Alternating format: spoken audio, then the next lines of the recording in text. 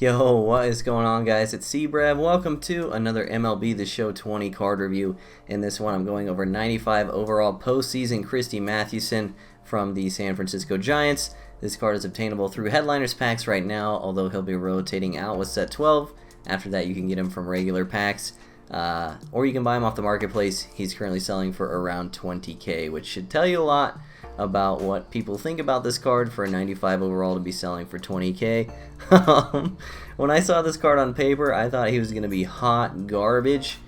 He basically has 2 curveballs and 2 fastballs, which is not the best approach to getting people out on a baseball game, as we've seen with Gaylord Perry in previous games. Just a terrible, terrible pitch repertoire. Although I will say, through using him, he did not perform as poorly as I was expecting. I think he's getting bailed out a lot by his per-9s on his attributes, and I think he's getting bailed out a lot by something that I call the tilt factor, which is that if people have to face this card for a long time in a game and they aren't scoring very much, they start to get tilted about it. So, like, if they only have 2 runs through 4 innings, they're sitting there thinking to themselves, I can't believe I only have 2 runs through 4 innings against this trash Christy Mathewson card, and then they start taking terrible swings. So I think this card has that effect. As far as how good he is, I still think he's really bad. He does have nice per-9s and nice control. The problem is the screwball primary. So a screwball is not a pitch you want to throw primarily, because it's really prone to hang and not very good against left-handed hitters specifically. When you're at a handed disadvantage, the screwball is not very good, because if you try to throw it inside and it hangs over the middle, you're just giving them a free home run pretty much. But yeah, you're going to want to pitch to contact. You're going to want to mix in a lot of 2-seamers. I noticed that people can very easily recognize what's a screwball or curveball and what's a fastball when they're facing this card. So much in the same way as someone like Michael Kopech or Aroldis Chapman, if you throw 2-seamers to someone that's sitting on the 4-seamer, you can get a lot of early swings that result in contact out. So I think that's a good way to pitch with them. Also, throwing the curveball just as much as you throw the screwball is a good approach, because you're messing with their PCI placement horizontally. They both drop, but in different horizontal ways, so you can get some contact outs that way. But overall, I still think he's a pretty bad card, honestly. I think good players will destroy this card, assuming they can see him for a couple innings. It just sucks, man. If he had something horizontal like a sinker, like his 99 card had last year, that would be totally game-changing for him. But yeah, I just don't think he's very good. Even though he did well for me, I will say I think 100% of the runs he gave up for me were home runs. So that just goes to show you what type of pitcher this guy is. He's a contact pitcher, and if you miss your spot, you're probably going to get punished for it really hard. So try him out if you want. Honestly, 20K for a 95 overall with these kind of attributes isn't the worst thing in the world, especially if you're playing on Hall of Fame or Legend, where PCIs are small to begin with. And it's kind of hard to piece up a screwball or a curveball unless you've seen it quite a bit during that game. But as far as like top 5 in the game, I don't think he's anywhere close. I would much rather have some of the prospect pitchers than this guy, just because his pitch repertoire is so bad. So as always, we'll rate the card how he rates in the meta, and we'll rate him compared to how much he costs. How he rates in the meta, I'll give him a B+.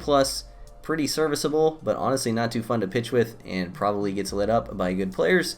And for the price, I'll give him an A-, because 25K or 20K for a 95 overall, like I said, pretty good deal. So hope you guys enjoyed this review. Drop a comment down below if you want me to review anyone in particular. I read all those comments. I appreciate them a lot. Thank you guys.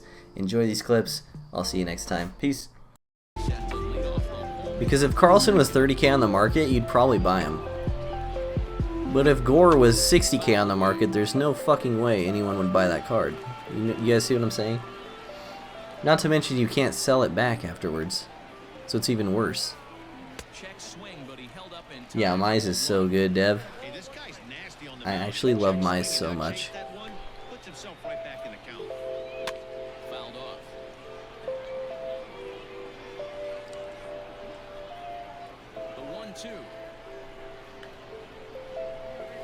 Why does that just go down the middle? What the fuck?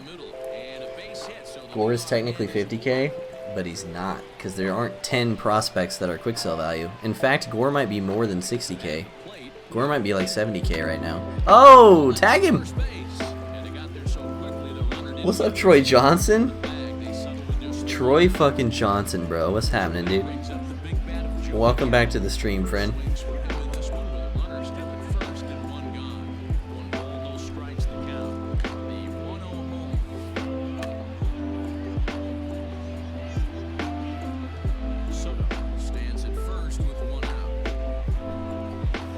I mean, you're not wrong, Cap, but can you really hate on it? Like, with all the content they give us?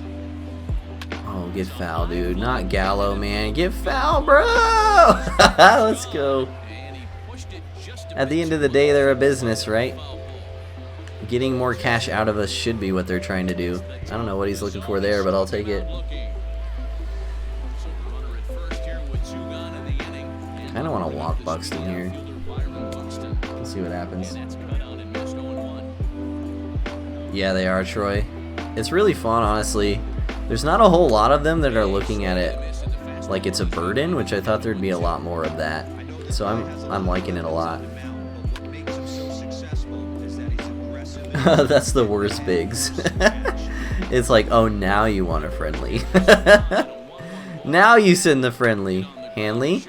Yo, that green was so small, though. Yikes.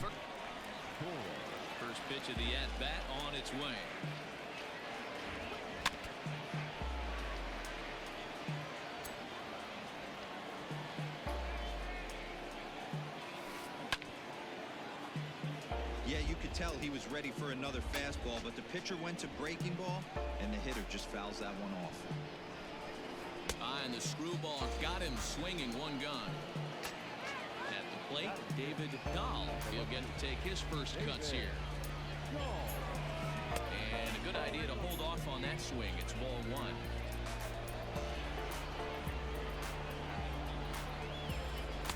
And that misses low and inside. 2 balls and no strikes. The 2-0 on the way. Down the left field line and deep. And no one will get this one. Bases are empty, 1 man out.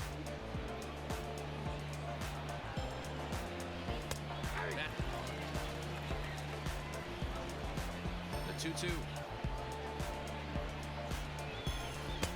And that misses, so it's a full count, 3-2. Looked like he tried to elevate a fastball on that 2-2 pitch there, but kind of overdid it. With a pitch that high, it's pretty easy to lay off if you're the hitter. So it was a strikeout looking there. David Dahl goes down for out number 2 in the top half. A ball and no strikes. 2 out, nobody on. Boy, good lateral movement to that screwball, and it's a ball and a strike. And he looks at one in there, 1-2.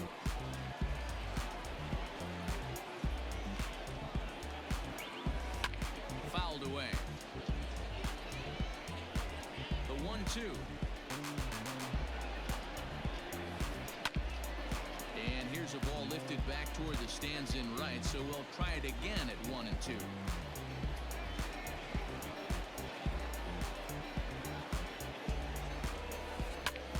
Liner towards second. And that is in there for a 2-out base knock. Throw by the right fielder just for the heck of it, but it's far too late. Here's Nolan Arenado. She'll go after the first pitch and bounce it into foul territory. He takes his first cuts in this one with a man at first and 2 away. There's a fastball pretty close that time, but ruled a ball, 1-1. Hit back up the middle, scooped up over to Albies.